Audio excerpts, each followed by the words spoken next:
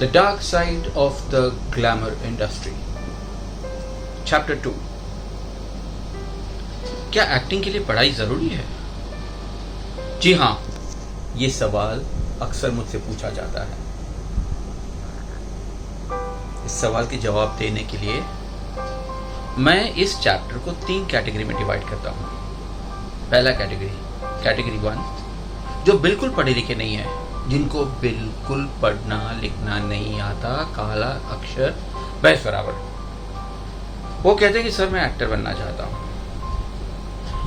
तो मैं सहज ही पूछ लेता हूँ कि बेटा एक्टर बनना है तो ऑडिशन तो देना होगा, और ऑडिशन के लिए जो स्क्रिप्ट दी जाएगी उसके डायलॉग तुम कैसे पढ़ोगे? सर कोई बात नहीं सर, हम डायलॉग किसी और से पढ़वा लेंगे। जी हाँ, ये जवाब सुनाई देता है। तो बेटा अगर आप डायलॉग किसी और से बुलवाओगे तो फिर एक्टिंग भी किसी और से करवा लो, ऐसे थोड़ी होगा। तो दोस्तों मतलब ये तो सवाल पूछने लायक ही नहीं था, बट फिर भी लोग ऐसे पूछते हैं, इसलिए मैंने आपको जवाब दिया कि बिना पढ़े लिखे आप एक्टर नहीं बन सकते। हाँ, वो क्राउड सीन होते हैं, जूनियर आर्टिस्ट वर्क होता है, वो अलग बात है। और एक कैरेक्टर आर्टिस्ट, एक एक्टर कहलाना चाहते हो तो बिना पढ़े लिखे प्लीज आप कोशिश भी मत करना, क्योंकि आपको सफलता नहीं पर आपको मायूसी मिलेगी और आप उदास हो जाओगे। और इन मायूसियों की जो जड़ है वो कहीं ना कहीं हमारे भीतर है, तो जड़ को निकालना है। तो बिना पढ़े लिखे इंडस्ट्री में आने की नहीं सोचना। ये था हमारा कैटेगरी 1।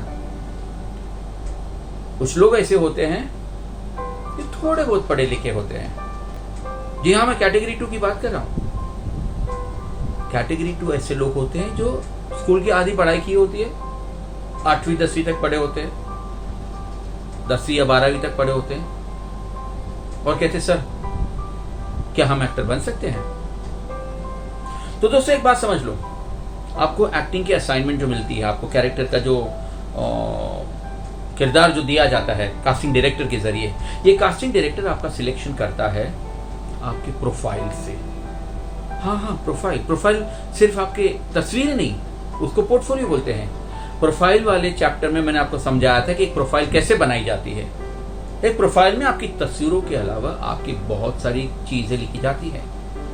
कौन कौन सी भाषाएं आती है, डांसिंग आता है, स्विमिंग आता है, फला आता है, दिखना आता है, और प्लस आपके एजुकेशनल क्वालिफिकेशंस भी लिखे जाते हैं कि आपने कितना पढ़ा लिखा किया है।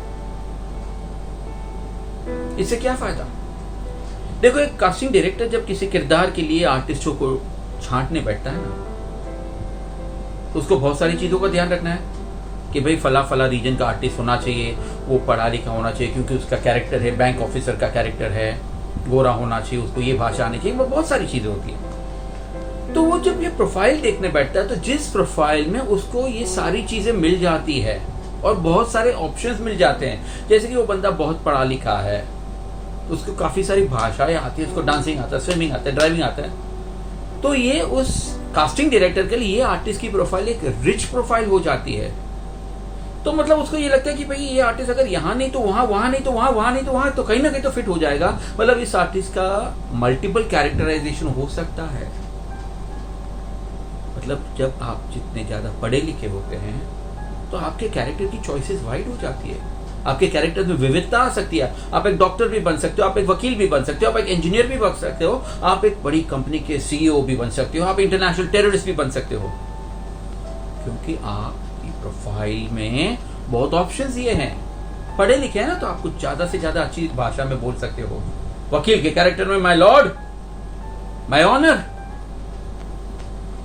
डॉक्टर की भाषा में जब बोलना है तो डॉक्टर की भाषा में, टर्मिनोलॉजी में, yes, your heart needs a transplant, your veins are blocked, there is a lot of cholesterol in the blood। तो ये सब चीजें जो बोलना है ना, अगर जो पढ़ा लिखा है उसके लिए आसान हो जाता है। अगर किसी ने ज्यादा पढ़ाई नहीं की होती तो उसकी मर्यादाएं आ जाती है, वो खुद ही अपने कैरेक्टर्स को सीमित कर देता है। वो किसी देहाती किसान का कैरेक्टर कर सकता है, या कोई छोटी दुकान का दुकानदार, गरीब मजदूर, ये सब कैरेक्टर्स कर सकता है। पर बाकी अच्छे अच्छे बड़े बड़े कैरेक्टर्स शायद उसके नसीब में ना हो। याद है कई लोग शिकायत करते रहते कि सर हमने प्रोफाइल तो भेजा पर कोई रिस्पॉन्स नहीं आया। बेटा रिस्पॉन्स तब आएगा कि आपकी प्रोफाइल में कोई वजन हो, रिचनेस हो। तो अगर आप चाहते हैं कि आपकी प्रोफाइल मल्टीपल कैरेक्टर्स के लिए सिलेक्ट हो जाए तो आपको भी तो उसमें कोई योगदान देना है ना। योगदान मतलब कि आप जितने ज़्यादा पढ़े लिखे होंगे ना, आपके लिए फायदेमंद होगा।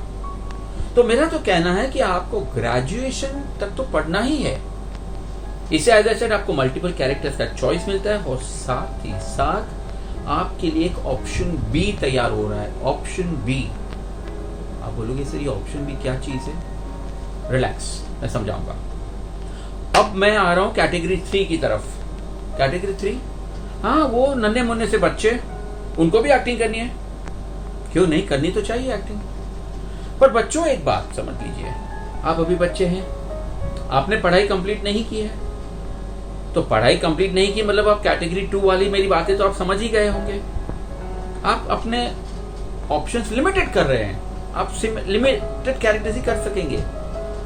पर आपके लिए एक फायदा है कि आप अभी ग्रेजुएशन तक अपनी पढ़ाई कंप्लीट कर लो। और क्योंकि आपका लक्ष्य है, आपका टारगेट है कि आपको एक्टर बनना है, तो एक्टर के लिए जो जरूरी चीजें हैं वो अपने आप को तैयार करो। जैसे एक्टर बोलना है, एक्टर को डायलॉग तो बोलने ही होते ना। भाषा के ऊपर कमांड होना है, भाषा शुद्ध होनी चाहिए, ग्रामेटिकली करेक्ट होनी चाहिए, एक अच्छी ऑरेटरशिप होनी चाहिए। इन सब को आपको प्रैक्टिस करने के 5 साल मिल रहे हैं। यस, 10वीं 12वीं 15वीं, मतलब all through your education you see to it कि आप जितनी हो सके उतने ज्यादा भाषा, अपनी मातृभाषा हो, हिंदी हो, इंग्लिश हो, 2-3 भाषाओं के ऊपर कमांड ले लो। उर्दू सीखो, संस्कृत सीखो, आपकी भाषा रिच हो जाएगी। और साथ में डिक्शन की क्लासेस ले लो और आपके इंटर स्कूल या इंटर कॉलेज डिबेट कॉम्पिटिशन में हिस्सा लो, तो देखो आप कैसे खिल जाओगे। इसके साथ साथ inter school inter college drama competition में हिस्सा लो, तो एक्टिंग में भी तो हाथ आजमा रहे हो आप, है ना। इसके सिवा डांस सीखो, मार्शल आर्ट सीखो, स्विमिंग सीखो, हॉर्स राइडिंग सीखो। ये सब बाद में कहाँ सीखने जाओगे, अभी ये सब करते करते ही कॉलेज के दरमियान ही सीख लेते हो। और जैसे ही 18 साल के हो जाते हो तो ड्राइविंग सीख लो, 2 व्हीलर 4 व्हीलर। मतलब जिस दिन आप ग्रेजुएशन होने के बाद आप ऑडिशन देने जाओगे तो बाकी आर्टिस्टों के कंपैरिजन में आपका पल्लू थोड़ा भारी होगा, क्योंकि आपको ज्यादा चीजें आ रही है, आपका प्रोफाइल उतना रिच बनेगा, है ना। तो दोस्तों, आप बच्चे हो, टीवी देखो, मजे करो और अपने आप को तैयार करो। अभी एक्टिंग के लिए दौड़ो मत, क्योंकि कैरेक्टर बहुत कम होते हैं आपकी उम्र के। उन कम कैरेक्टर में आप कहाँ खो जाओगे और फिर आपकी पढ़ाई सफर करेगी, आपका रिजल्ट सफर करेगा। और मैं नहीं चाहता कि आपकी पढ़ाई सफर करे। मैं चाहता हूं कि आप ग्रेजुएशन करो, एज अ टॉपर करो, जो भी आपकी फील्ड हो पसंद की। लड़कियां हैं तो फैशन डिजाइनर बन सकती है, आप केटरर बन सकते हो, केटरिंग भी कर सकते हो कोर्सेस। वकील बनना है, डॉक्टर बनना, वो सब तो कॉमन चीजें हैं। आर्किटेक्ट बन सकते हो, इंटीरियर डिजाइनर बन सकते हो, बहुत ऑप्शंस है।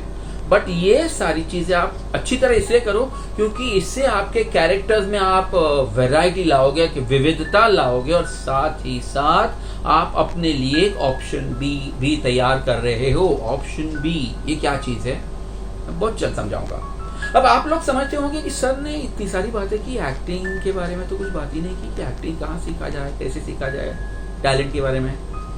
चिंता नहीं कीजिएगा, ये तो अभी चैप्टर 2 है, पिक्चर अभी बाकी है मेरे दोस्तों। तो ये है the dark side of the glamour industry chapter 2। दोस्तों, ये वीडियो सीरीज बना रहे हैं हम आपको एक जीपीएस की तरह मार्गदर्शन देने के लिए, ताकि इस इंडस्ट्री के अंधेरी गलियों से निकलकर आप सफलतापूर्वक अपने मुकाम तक पहुंचे। तो happy auditioning, happy acting, love you all. Say no to failure. Say no to suicide. Say yes to talent. Say yes to success. Thank you.